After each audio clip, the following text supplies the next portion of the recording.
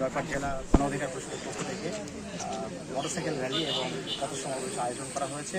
আমরা আজকে আমাদের এই পথ সমাবেশ জয়পাট থেকে আরম্ভ করে প্রথমে আমরা পাঁচবিবিতে যাবো, পাঁচবিবিতে গিয়ে একটা পথ সমাবেশ করবো, সেখান থেকে চাঁদপাড়া হয়ে কালাইতে যাব।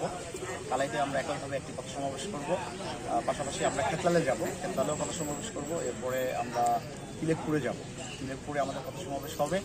পথ সমাবেশ পরে আমরা চেষ্টা করবো আপামর জনতার মাঝে আমাদের গণ অধিকার পরিষদকে তুলে ধরার জন্য।